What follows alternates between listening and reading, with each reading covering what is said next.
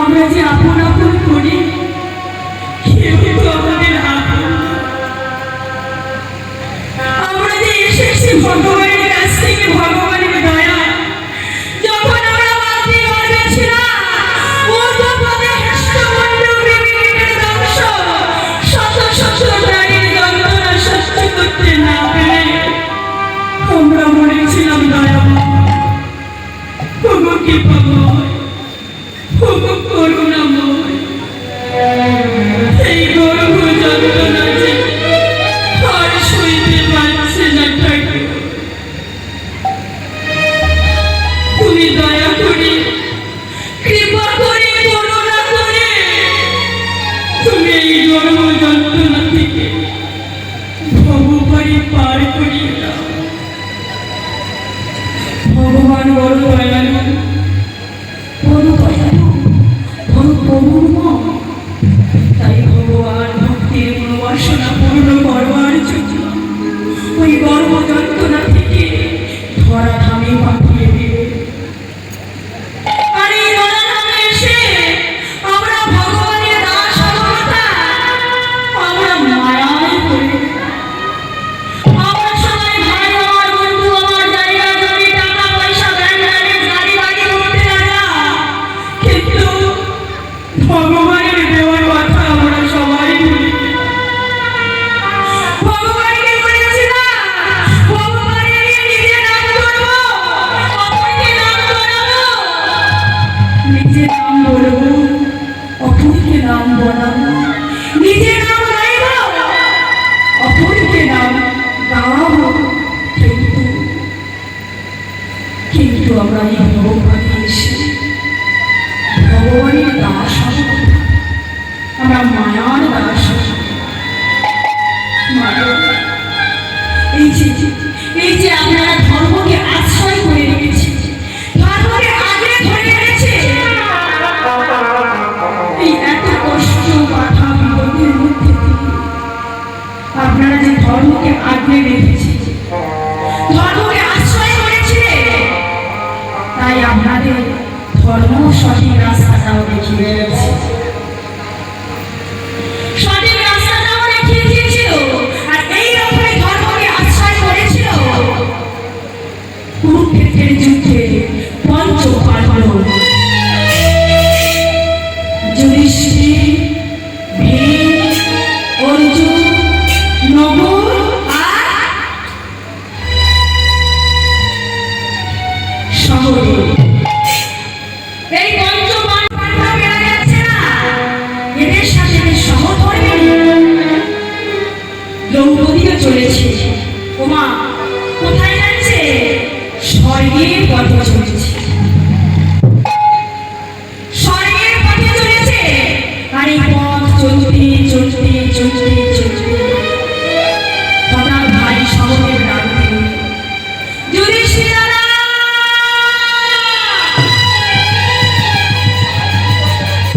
দাদা একটু থমকে দাঁড়িয়ে যাও, দাদা একটু থমকে দাঁড়িয়ে যাও।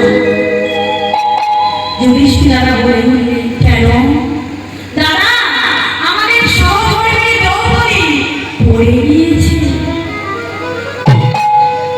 দ্রৌপদী পড়ে গিয়েছে।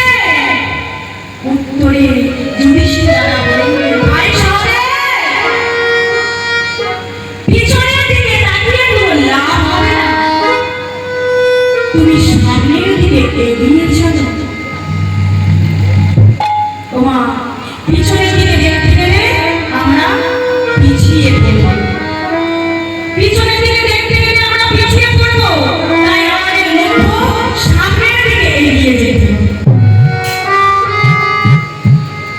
এইভাবে পথ চলতে চলতে চলতে চলতে সবাই হইল, সবাই হইল ভীম, অর্জুন, নকুল, সহদেব এরা চারজনে পড়ে গেল। কিন্তু যুধিষ্ঠির দাদা বললেন না, যুধিষ্ঠির দাদা বললেন না। এই যুধিষ্ঠির দাদা একাই চলেছে ধর্মের পথে, ধর্মের পথে যাচ্ছে। আর বদনে মাধবের নাম গাইতে মাধবের কাছে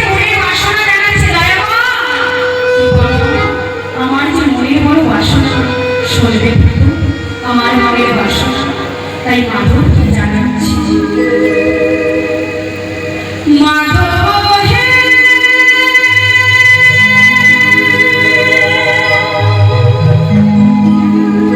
হে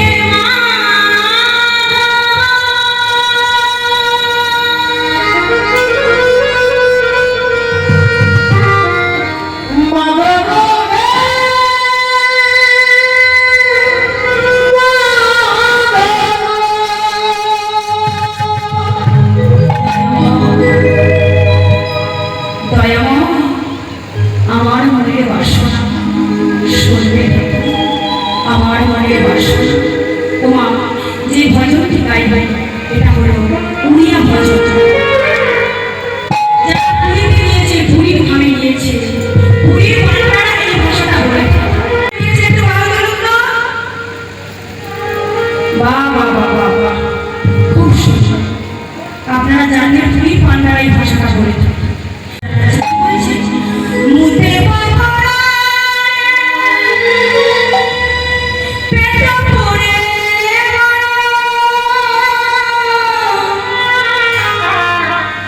ছাপানা ভরে নাহি বলো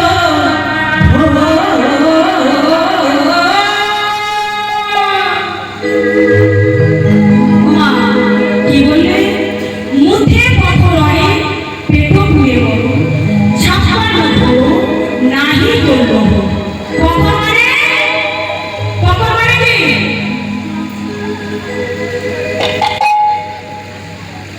ওমা কখন মানে কি? রাতে রান্না করে রেখে জল ঢেলে রাখলে সকালবেলা যে ভাতটা থাকে কি বলে? পান্তা ভাত। পান্তা বলে তো, ওই পান্তাকে বলা হয় কখন।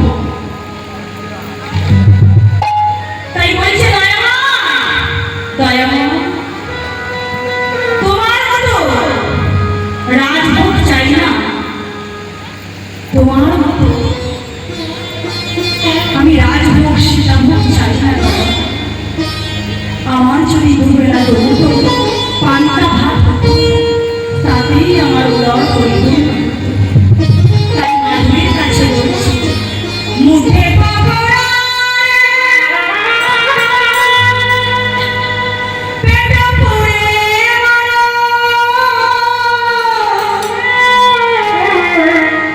ছাপানা ভরে নাহি চলো ভো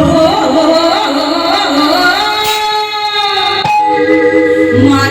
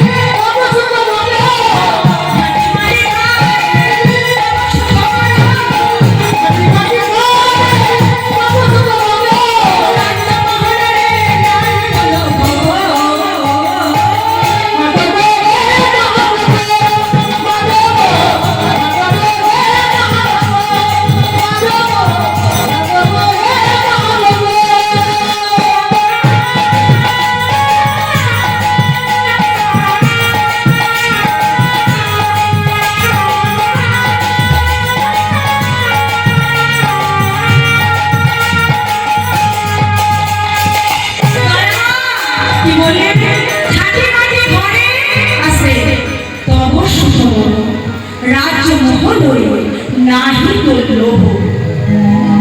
দয়াময়, তোমার মতো অত বড় রাজপ্রাসাদ আমি চাই না, তোমার মতো অত বড় মন্দির আমি চাই না। আমার যদি ছোট্ট একটু মাটির কুড়ে ঘর হতো, আমি এতেই সন্তুষ্ট। কিন্তু বলো, আমরা ভূমি হতভাগ করছি, আমরা ভগবানের কাছে কি বলি? যদি ছোট্ট একটা মাটির কুড়ে ঘর থাকে, ভগবানের কাছে গিয়ে বলি দয়াময়, দয়াময়, কবে এই ছোট্ট মাটির কুড়ে ঘর থাকে এক তালা। কি ঘুম পেয়েছে নাকি? ওমা, ভগবানের কাছে গিয়ে কি বলি? ছোট্ট একটি মাটির কুড়ে ঘর থাকে, আমরা বলি দয়াময়, কবে এক তালা হয়? ভগবান এক তালা বানিয়ে দিলেন, তাতেও কিন্তু আমাদের পোষাল না। আবার ভগবানের কাছে গিয়ে বলি দয়াময়, কবে এক তালা থেকে দুই তালা হয়? তাতেও পোষাল না। আবার বলি দয়াময়, কবে দুই তালা থেকে তিন তালা হয়? কি গো মা, বলি তো, ভগবান আমাদের দুতলা থেকে তিনতলা, কত আমাদের জ্বালাটাও বেড়ে যাবে। তাই বলবি দয়াময়, আমার আরো বাসনা আছে, শুনবে ঠাকুর? তাহলে শুনবে। তো জাগানি ভোজরে আছে,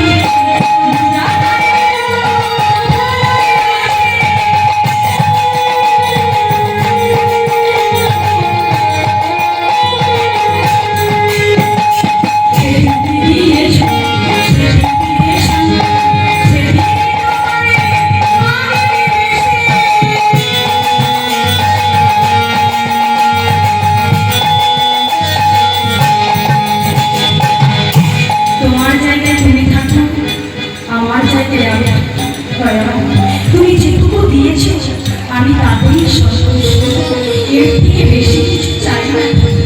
তাই আরো বাসনা আছে, সময় ঘন্টি এলো রে, রাজলো দেবর, ঘন্টি এলো রে, রাজলো দেবর, ঘন্টি এলো রে, রাজলো দেবর, ঘন্টি এলো রে, রাজলো দেবর, রাজলো পররে নাই হলো গো।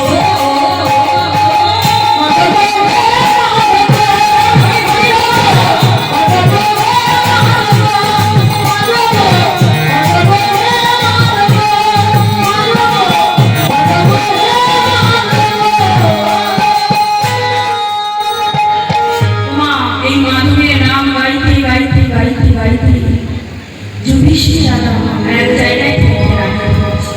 আর যেখানে থমকে দাঁড়িয়ে পড়েছে, সেখানে দেখতে পাচ্ছে তিন দিকে রাস্তা চলে গিয়েছে।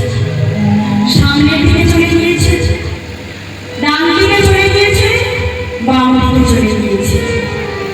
যুধিষ্ঠির রাজা বুঝে উঠতে পারছে না কোন রাস্তায় গেলে আমি সর্বদর্শন করব।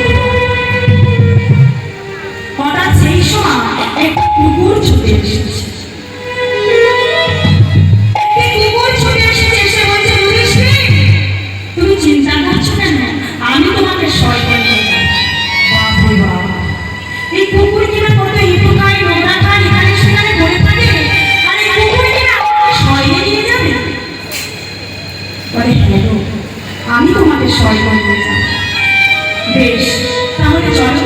তাই এইভাবে কিছু দূর যাওয়ার পরে যুধিষ্ঠির বলছে, আচ্ছা দাঁড়াও দাঁড়াও, তোমার সঙ্গে সঙ্গে যাবো, কিন্তু তুমি আমার নাম জানলে কি করে গো? আমি তোমার নাম জানবো না? আমি তোমাকে চিনি, আর তোমার বংশের সবাইকে চিনি। তাই নাকি? তুমি আমার বংশের সবাইকে চিনি? তাহলে বলো তো আমার বংশ পরিচয়। তাহলে শোনো, তোমার বংশ হলো চন্দ্রবংশ, আর চন্দ্রবংশের প্রথম পুরুষ হলো শ্রী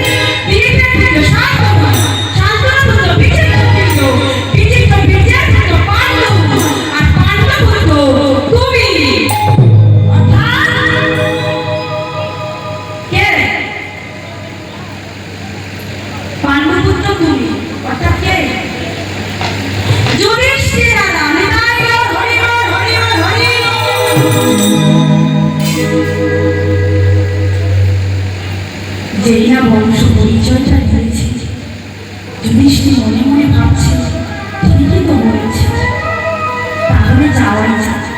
ওমা ওই স্বর্গের পথে চলছে, যেতে স্বর্গের দ্বারে এসে উপস্থিত হয়েছে। স্বর্গের দ্বারে এসে দেখছে দুটি গাড়ি দাঁড়িয়ে আছে, আর এই গাড়ি দুটি বলছে আসো আসো স্বাগতম স্বাগতম সুস্বাগতম।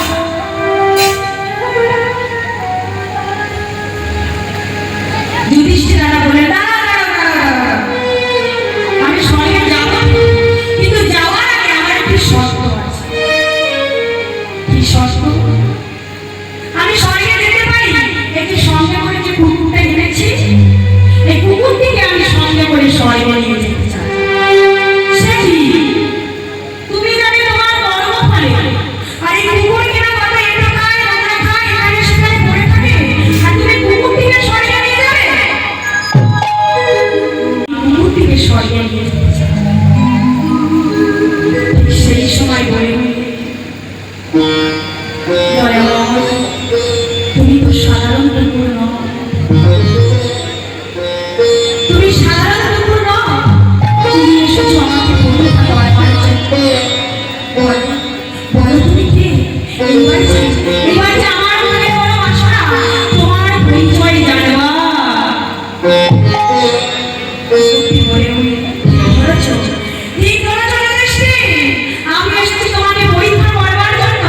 তুমি সকল পরীক্ষায় উত্তীর্ণ হয়েছ। আমি হলাম স্বয়ং ধর্মরাজ। ওমা, আমরা সবাই বলি না ধর্মপুত্র, কি বলি তো ধর্মপুত্র যুধিষ্ঠির। তাই আজ থেকে তোমাকে সবাই আর এক নামে চিনবে, তোমার নাম হবে ধর্মপুত্র যুধিষ্ঠির। হরি বল হরি বল হরি বল হরি বল। ওমা, আমরা অনেক জন্মে সাধন করে 84 লক্ষ জমি ভ্রমণ করে তবে কিন্তু আমরা এই দেবলীলা গ্রহণ পেয়েছি। আসুন না এই শুভ দিনে শুভ লগ্নে শুভ তিথিতে আমরা যখন সবাই মিলে একত্রিত হতে পেরেছি, আমরা সবাই মিলে একটি বাক্য হরিনাম কৃষ্ণনাম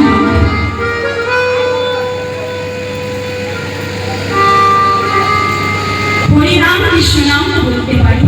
ওমা, সবাই মিলে যদি বাহু তুলে একবার আমরা সবাই মিলে বলবো হরিনাম কৃষ্ণনাম। কি মায়েরা বলবেন তো? নিতাই গৌর হরি বল হরি বল হরি বল।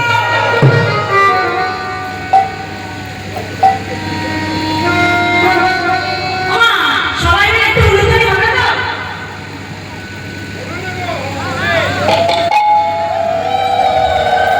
না, মায়েদের ঘুম পেয়ে গিয়েছে, রাত অনেক হয়ে গিয়েছে, বুঝতে পারছি। ওমা, সবাই মিলে হরি নাম একবার বলো।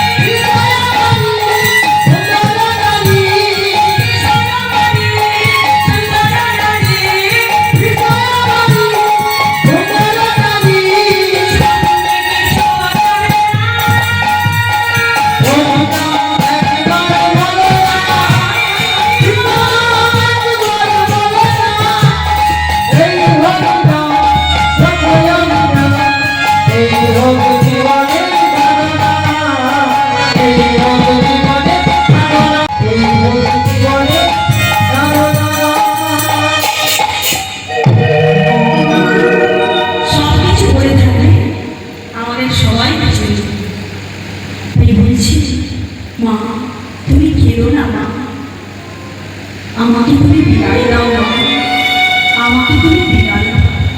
তাই ছোট্ট কুবের মায়ের কাছ থেকে বিদায় নিয়ে ওই সন্ন্যাসী বাবার হাত ধরে চলে গেলেন কোথায়? পাণ্ডবপুর গ্রামে। সেখানে এক নদী রয়েছে, সেই নদীর নাম হল ভীমা নদী। ওই ভীমা নদীর তীরে গিয়ে ছোট্ট কুবেরকে বলে, কুবের তুমি যাও ওই ভীমা নদীতে স্নান করে এসো, আমি তোমাকে কৃষ্ণ মন্ত্রে দীক্ষিত করব। ছোট্ট কুবের তাই করলেন, ওই নদীতে স্নান করে এসে সন্ন্যাসী বাবার কাছ থেকে কৃষ্ণ মন্ত্রে দীক্ষিত হল। আর যেই না কৃষ্ণ মন্ত্রে দীক্ষিত হলে ওই গুরুদেবের চরণে, সন্ন্যাসী বাবার চরণে পায়ে হাত দিয়ে প্রণাম করছে। যেই না পায়ে হাত দিয়ে প্রণাম করে নয়ন দিয়ে তাকাচ্ছে, চমকে উঠেছে সন্ন্যাসী বাবা। সন্ন্যাসী বাবা তুমি কোথায়? আমি যে তোমাকে দেখতে পাচ্ছি না। তুমি কোথায়? আমি যে দেখতে পাচ্ছি না। সঙ্গে সঙ্গে দৈববাণীতে বলে উঠে, কুবের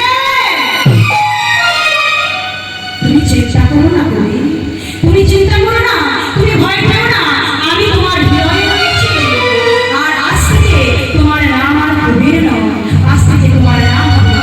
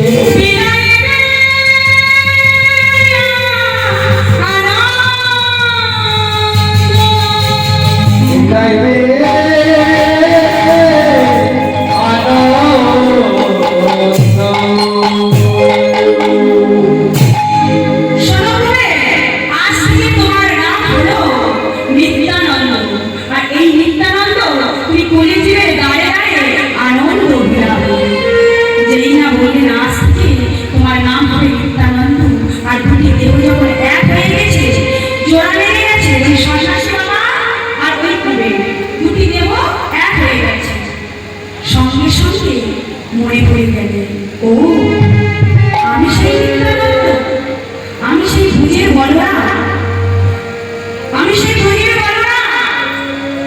পূর্ণ শক্তি পেয়ে গেছে। ওমা এই কৃষ্ণের দাদা বলরাম দুটি অংশ নিয়ে জন্মগ্রহণ করেছে। এক হলো সচিবায়ের গর্ভে বিশ্বরূপ হয়ে জন্মগ্রহণ করলে, আর দুই হলো এই হারাই কুবের হয়ে জন্মগ্রহণ। আর এই বিশ্বরূপ যখন সন্ন্যাস মন্ত্রে দীক্ষিত হয়ে, ওই সন্ন্যাস মন্ত্রে দীক্ষিত হয়ে তখন তার নাম হলো শঙ্কর আরাধনপুরী। এই শঙ্কর আরাধনপুরী ওই হারাই পণ্ডিতের ঘরে গেলেন সন্ন্যাসী। আর এই ছোট্ট কুবের আর এই শঙ্কর আরাধনপুরী দুজনে গিয়ে যখন মিলেমিশে একাকার হয়ে গেল, তখন পূর্ণ শক্তি পেয়ে গিয়ে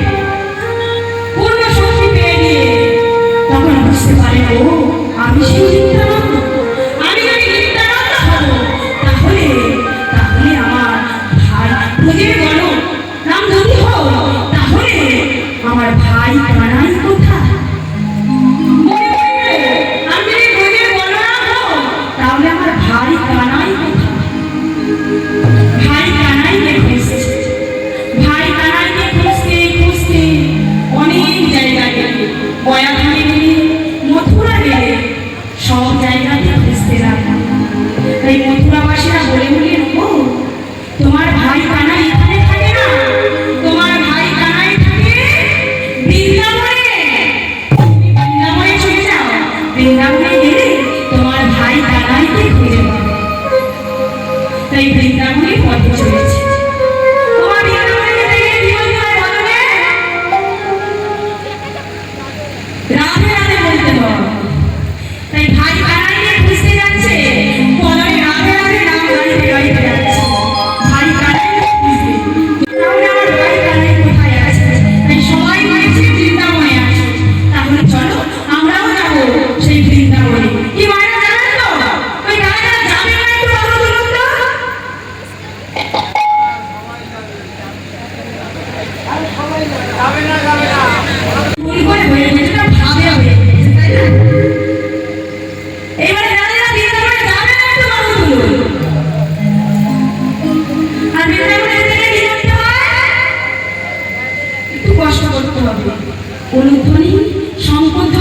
হরি হরি সবাই মিলে দুটি বাহু তুলে আমরা রাধা বলতে বলতে চলে যাব।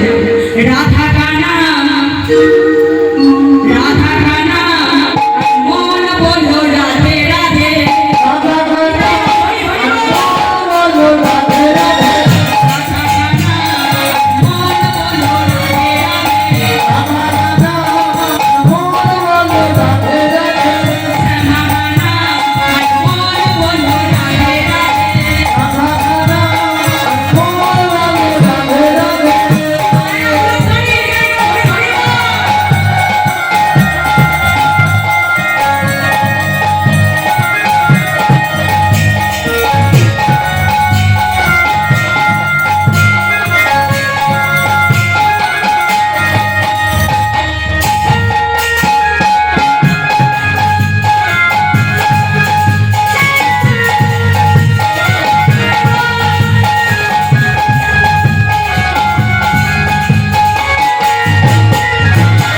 গঙ্গা ভি বলে রাধে যমুনা ভি বলে রাধে সমাধি বলে সমাধি বলে গঙ্গা ভি বলে রাধে যমুনা ভি বলে রাধে সমাধি বলে সমাধি বলে রাধা কানা শ্যামা কানা রাধা কানা মন বলো রাধে রাধে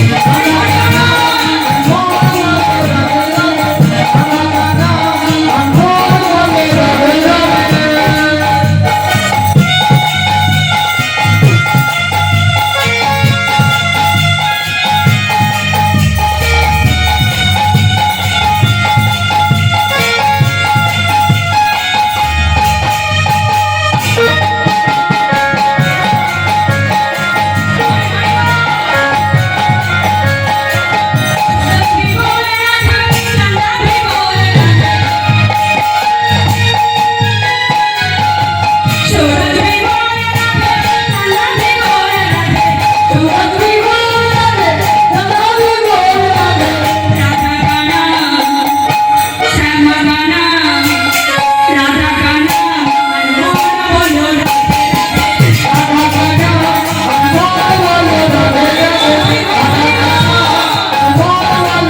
রাধে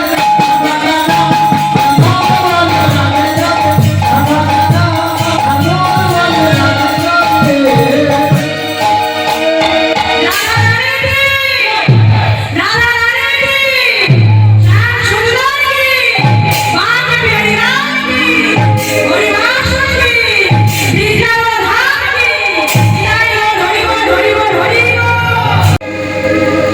ওমা বৃন্দাবনে এসে উপস্থিত হয়েছে। সবাইকে জিজ্ঞাসা করছো গো তোমরা আমার ভাই কানাইকে দেখেছো? ভাই কানাইকে দেখেছো? সবাই বলে তোমরা কোন কানাইয়ের কথা বলছো গো? বলে আমার ভাই কানাই গো। বলে না গো না, তোমার ভাই কানাই এখানে থাকে না, কেউ বলতে পারবে না। যখন বলতে পারেনি তখন মনে মনে ভাবছে আমার ভাই কানাই তো কনিষ্ঠ আঙুলে গিরি গোবর্ধন পর্বত ধরেছে। কনিষ্ঠ আঙুলে গিরি গোবর্ধন পর্বত ধরেছিল, তাহলে গিরি গোবর্ধন পর্বতের কাছে যায় গেলে নিশ্চয়ই পৌঁছবা। তাই গিরি গোবর্ধন পর্বতের কাছে গিয়ে মনের দুঃখ জানাচ্ছে দাদা ভাই ভাই একটিবার দেখা দিন ভাই, তুই কোথায় আছিস? আমি যে তোকে খুঁজছি একটিবার দেখা দে। যখন এতবার ধরে ডাকছে ভাই কানাইকে খুঁজে পাচ্ছে না, ঠিক সেই সময় একটি শিলাখণ্ড নিয়েছে। শিলাখণ্ড নিয়ে কপালে আঘাত করে তার জীবনটা শেষ করে। তাই সবেমাত্র শিলাখণ্ডটি নিয়ে মস্তকে আঘাত করতে যাবে, ঠিক সেই সময় এক সন্ন্যাসী এসে হাত ধরে আরে আরে আরে আরে করো কি? তুমি এইভাবে জীবনটা শেষ করছো কেন? আর যে এসে হাতটি ধরল সে হলেন মাধবেন্দ্র গুরু। এই মাধবেন্দ্র গুরু হলেন আমার ভগবানের বিখ্যাত গুরু। এই মাধবেন্দ্র পুরী বলেন আমি জানি গো তোমার ভাই কানাই কোথায় আছে, আমি জানি। তাই নাকি? তুমি জানো? হ্যাঁ, তোমার ভাই কানাই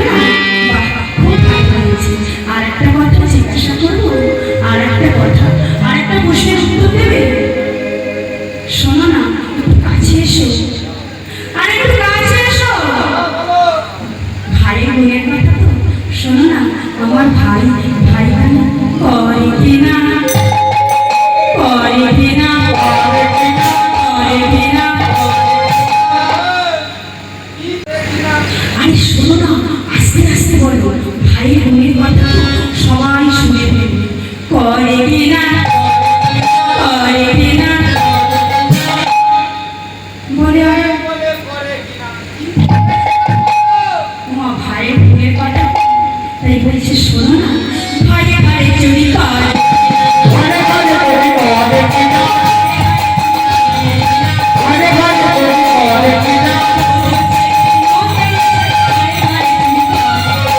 ও দেখে ঘরে ঘরে চুরি করে কিনা মা ভাই বানায় কি করতো, ঘরে ঘরে চুরি করতো তো, হ্যাঁ নড়ি চুরি করতো, তাই নড়ি চুরি করতো ঘরে ঘরে, তাই ভাই বানায়, ভাই বানায় কি এখন নড়ি চুরি করে? বলে না গো না, তোমার ভাই বানায় চুরি করে না, তোমার ভাই কি হয়েছে জানো? তবে সাধু হয়েছে, সাধু হয়েছে, সাধু হয়েছে, সাধু হয়েছে, ছোট সাধু হয়েছে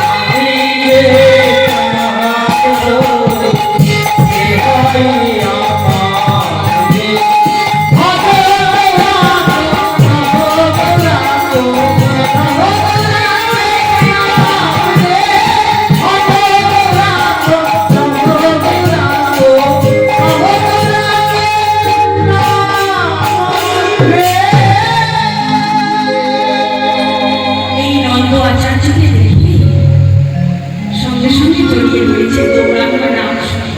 বলছে, আচ্ছা আমার ভাই কানাই কোথায় আছে জানো? নন্দ আচার্য বুঝতে পেরে বলছে, না গো না, তোমার ভাই কানাই কোথায় গেছে আমি জানি না। বলে, আচ্ছা জানো তো, আমি সেই বৃন্দাবন থেকে আসছি, আমার না বড় ক্ষুধা পেয়েছে, আপনি খেতে দেবেন? আরে আমার কোনো খাবার হবে না, তোমাকে কি খেতে দেবো? কেন, তুমি ভিক্ষা করো না? ভিক্ষায় খেতে হবে? আমাকে কেউ ভিক্ষা দেয় না। আচ্ছা ভিক্ষা দেয় না, তুমি আজ ভিক্ষা যাবে, তুমি গিয়ে বলবে আমি নিত্যানন্দকে সেবা দেবো, নিতাই চাঁদকে সেবা দেবো, আর এই নিতাই চাঁদের জন্য তুমি শহর নবদ্বীপ বাসীর কাছে দাঁড়িয়ে দাঁড়িয়ে গিয়ে ভিক্ষা করে আনো, এনে তুমি আমাকে সেবা দেবে।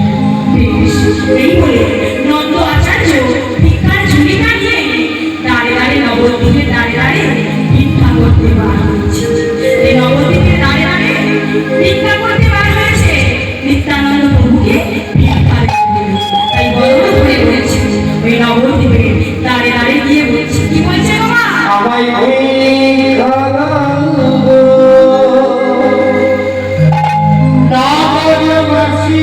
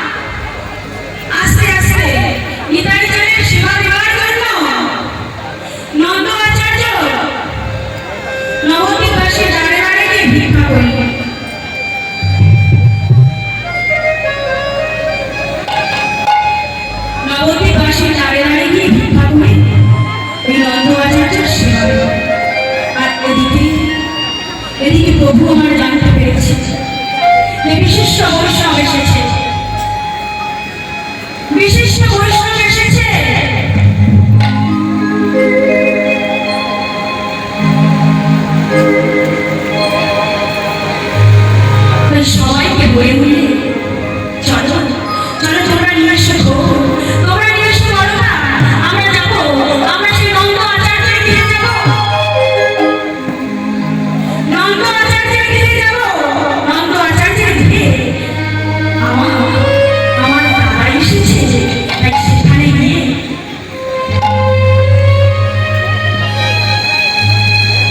সবাই মিলে ভোর করতাল নিয়ে চলেছে। আমার লীলার শেষের পথে আমি সবার কাছ থেকে নেব।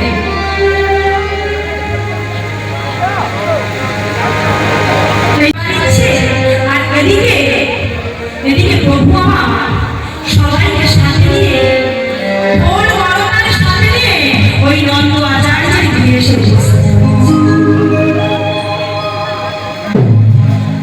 যেই না নন্দ আচার্যের গৃহে এসে উপস্থিত হয়েছে, এসে বলছে নন্দ তোমার গৃহে কি কেউ এসেছে? হ্যাঁ প্রভু, আমার গৃহে এক বিশিষ্ট বৈষ্ণব এসেছে। কোথায়? ওই ঘরের ভিতরে আছে, ঘরের ভিতরে আছে। তখন নন্দ আচার্যকে বলছে আচ্ছা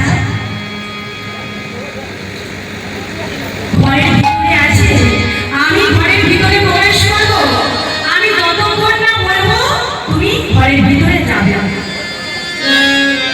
আমি যতক্ষণ না বলবো তুমি কিন্তু ঘরের ভিতরে যাবে না। বেশ, তাই হবে। প্রভু আমার গৃহের মধ্যে প্রবেশ করেছে, গিয়ে দেখছি নিত্যানন্দ প্রভু আবার ভাই কানাই হয়ে যাচ্ছে। এদিকে এদিকে কানাই আমার বলে উঠলেন দাদা দাদা, যেই দাদা দাদা বলে ডাকলে কণ্ঠস্বরটি শুনে যেই না তাকিয়েছে বুঝতে পেরেছি কানা কানা, ভাই কানাই তুই এসেছিস, কানা তুই এসেছিস। দাদা আসতে আসতে দাদা, আমি আর কানাই নেই, আমি আর কানাই নেই গো, আমাকে সবাই নদীর নিমাই মেরেছে, আমি আর কানাই নেই। তাই নাকি? তুই আবার নামও বলেছিস? জানিস আমিও আমিও সেই বুঝির বলরাম, আমি এখন নিত্যানন্দ পেয়েছি। তাই নাকি? চলো বাইরে আমাদের সবাই জন্য অপেক্ষা করছে, সবাই অগণিত ভক্তরা এসেছে, ভোর করতালে নিয়ে এসেছে, তাদের সাথে তোমার পরিচয় করিয়ে দেবে। তাই ভাই কানাইকে নিয়ে যেই না নন্দ আচার্য বিয়ে থেকে বাইরে হয়েছে, বেরিয়ে দেখছে নন্দ আচার্য বিহারে গান বেরোচ্ছে। নন্দ প্রভু, কি হয়েছে প্রভু? আমি তোমাকে না বলেছি, আমি যতক্ষণ না তোমাকে ভিতরে প্রবেশ করতে বলবো তুমি প্রবেশ করবে না। দয়াময়, তুমি তো বলেছো ভিতরে প্রবেশ করা ভালো, কিন্তু কান পেতে তো শুনতে বারণ করো, ভেতরে প্রবেশ করতে বারণ করছো, কিন্তু তো কান পেতে শুনতে বারণ করো। তাই জানা করো তোমরা যে বলা বলি করছিল